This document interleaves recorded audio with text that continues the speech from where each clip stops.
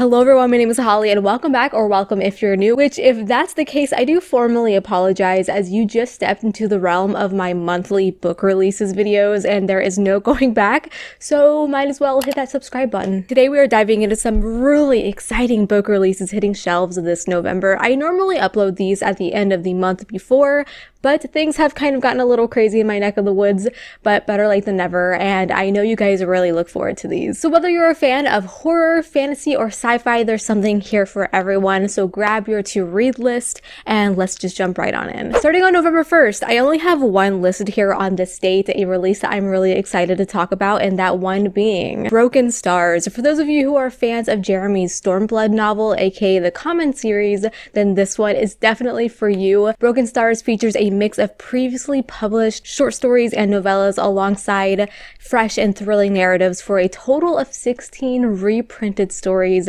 and 2 originals, spanning genres from space opera and military science fiction. Lots of things to love here, especially if you are a sci-fi nerd. You need to add this one to your collection. Lots of bite-sized stories to love featuring all kinds of different characters and environments.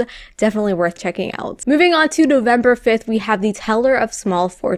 This is a cozy fantasy, very much in the same realm as Legends and Lattes. It follows Tao, a fortune teller, and she meets up with a brawler searching for his missing daughter, an ex-thief, trying hard not to slide back into old ways. And it also follows a very bad baker with the best intentions. The characters here already sound vibrant and fun to read about. There are mages, mythical creatures, found family, truly everything your cozy heart desires, including a cat. I love a good adventure story with traveling companions. Plus, I love the cover. It's so beautiful. I'm personally going to check this one out. Revenant X. This is the second novel in the Red Space trilogy, the first one being Paradise 1, which is a sci-fi horror series, which I feel are rare these days.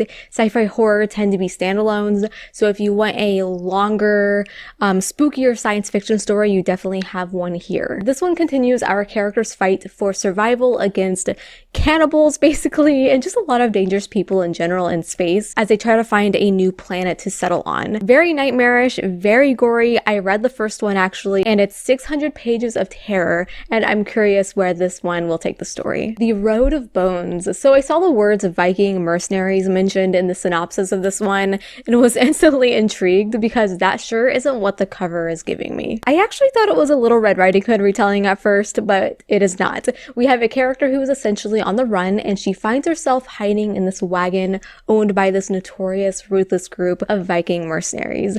And that's not the only dangerous thing she's dealing with. She's also being hunted by an assassin. I think this one sounds really fun. It really interests me. It's hitting all of my hot words when it comes to a book's synopsis of Viking mercenaries, on the run, assassin, adventure. I'm definitely leaning toward giving this one a try. On the horror front, we have The Swarm. Be warned, this one will test how easily bugs make your skin crawl. This is a post-apocalyptic horror following multiple characters with their own perspectives trying to survive, you guessed it, a swarm of cicadas.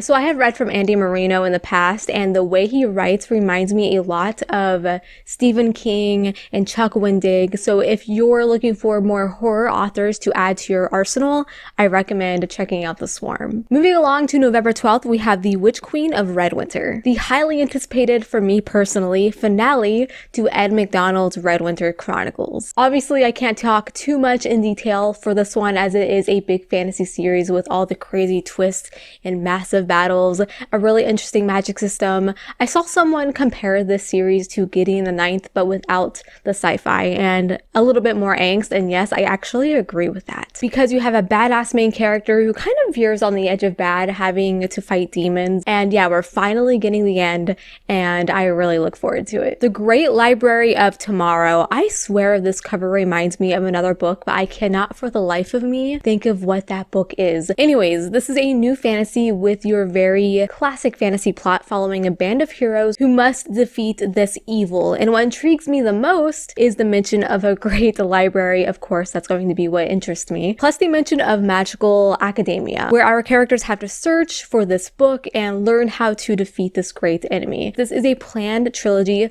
titled The Book of Wisdom, and I'm mostly curious to see what the future covers are going to look like, since I am a cover snob, and I do really like this cover. I like the sketch look to it. Servant of Earth. So I love this cover, this illustration, the giant Sephiroth sword, all of it.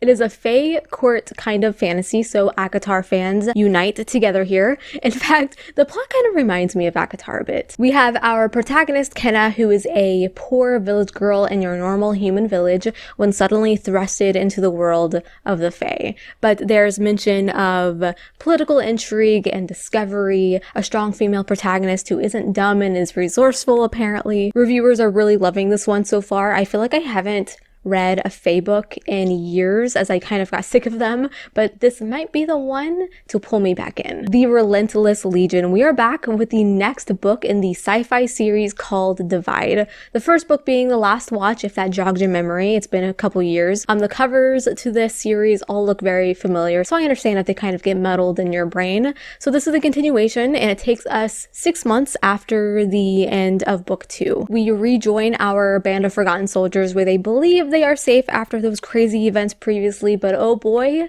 they are wrong, because there wouldn't be a book 3, right? Safety is, of course, short-lived. If you want a sci-fi series with lots of cool spaceships, space-hopping adventures, I recommend the Divide series for sure. We have another series finale, and that is the Lotus Empire. Quite a big one, actually. Tasha Suri is ending the Burning Kingdoms trilogy, an epic adult fantasy in a India-inspired world that has gotten a better cover each and every time, I might add. Actually, I really love the second book's cover. That green was beautiful, and I feel like we don't see green covers enough. Strong female fantasy full of female rage, ancient magic. I'm sure this is going to be one epic finale, so get your butts ready, your pre-orders in, and look out for it in bookstores on the 12th. Let's move on, shall we? On November 19th, any Martha Wells fans out there? I'm sure there are, and you'll want to know that Wheel of the Infinite is re-releasing the updated and revised edition. That's right. So this was originally published in 2000, and it has always been benched as a superior fantasy. I have never read it myself, but I am sure interested now, especially with the plot mentioning a traitor and a swordsman who joined forces to save the world from being, I guess, rewritten into devastation. It almost gives me Foundation vibes, which is also a book series, but I've only seen the TV show, but it's definitely giving me those vibes. I do really like this updated cover, just a photo of a floor. At least I think that's what it is. The Serpent and the Wolf. Romantasy is one of the top-selling genres these days, so if you're looking to add even more to your TBR, then you definitely don't want to miss this one. This is an enemies to lovers in a arranged marriage, and they are both from opposing nations, which tells me there's some good, like, political angst and intrigue in there, and they must team up to stop dark forces. Though I will say some reviewers have mentioned the word cozy in their review. Is this cozy? The cover definitely screams like mysterious, dark intrigue to me, but hey, you can't judge a book by its cover, though I do that every time. Anyways, again, if you're looking for a new romantasy, definitely check this one out. The Last Hour Between Worlds. Melissa Caruso has definitely solidified her name in the Orbit Books publishing world, as she's written many books for them. Now comes a new one, the first to a new series called The Echo Archives, and reality as we know it is mirrored in alternate worlds, and our main character's job is to save people who have fallen in between the cracks of reality.